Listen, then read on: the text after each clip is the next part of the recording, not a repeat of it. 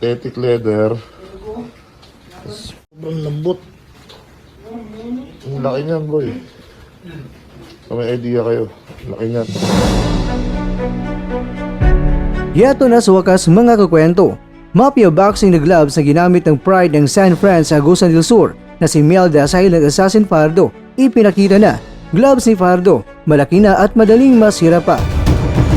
Former Unified World Champion na si Marion Tapales, ginunita ang panahon na hinarap niya ang boxing superstar ng bansang Japan na si Naoya Inoue. Tapales target na maging 3-time world champion. Dito po galing mga kwento ang balitang ibabagi ko sa inyo.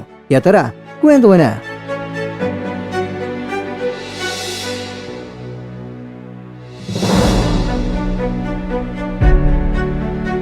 Ang bakbakan nila Fajardo kontra kay Makhanja Yokohama mga kwento ay naging kontrobersyal na laban na ginanap mismo sa baluarte ni Yokohama sa Tanzania. Bagamat marami man ang nagsasabing talo nga itong si Fardo sa puntos, pero naging questionable pa rin kung sakaling hindi ginawa ng referee ang delaying tactics ay baka hindi na raw aabot pa ang kalaban sa 12 rounds at maaaring si Fardo na ang bagong World Boxing Organization Global Champion.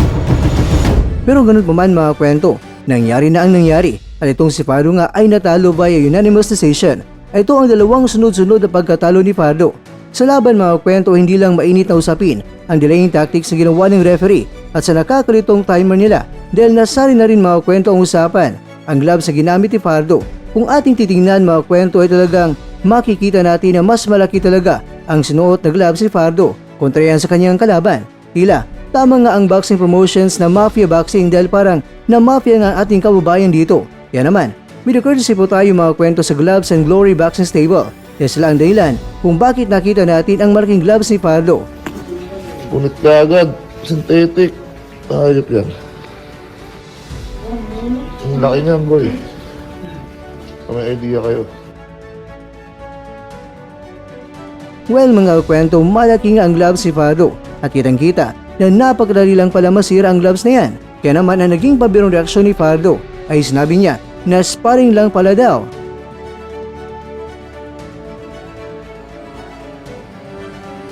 Ang lambot.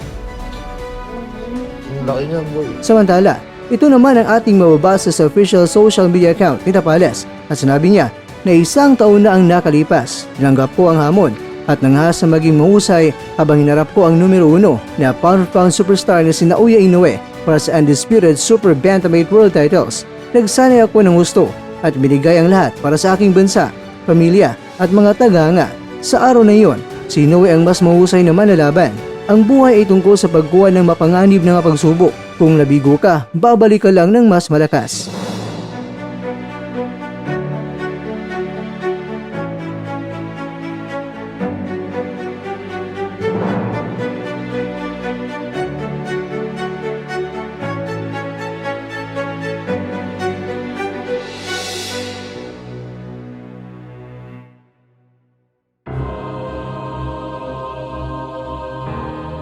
Mga kakwento, sinabi pa ni Tapales na isang malaking pasasalamat niya sa lahat ng sumuporta sa kanya at sa mga kritiko. Ang mga pinagsasabi nila ay higit na nag-udyok daw sa kanya na sa mas madaling panahon, siya ay maging boksingero na maging 3 beses na kampiyon sa buong mundo.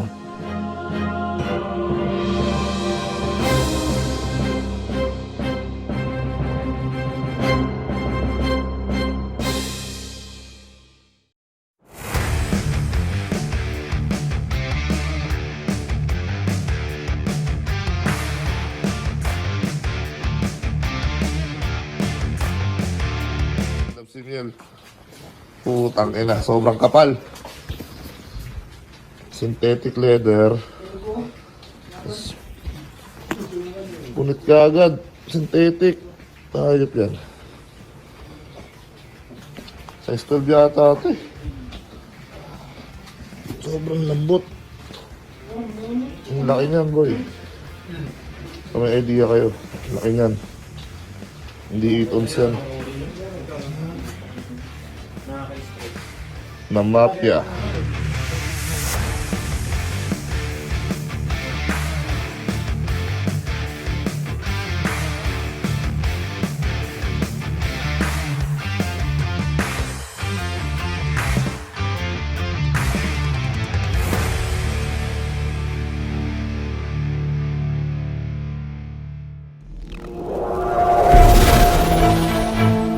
At dyan nagtatapos ang ating kwento.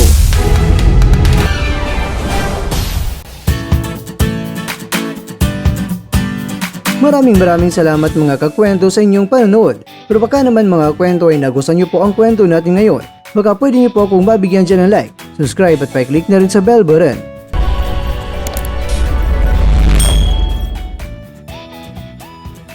Pero bago tayo tatapos mga kwento ay syempre, shoutout po muna tayo dyan sa ating mga kakwento. Kaya kwentong Jack Muñedo, kaya kwentong Mr. Lonely, kaya kwentong Daloy-Doy Mahalikan TV, at ikaw kwentong nanonood ngayon, shoutout sa'yo dyan.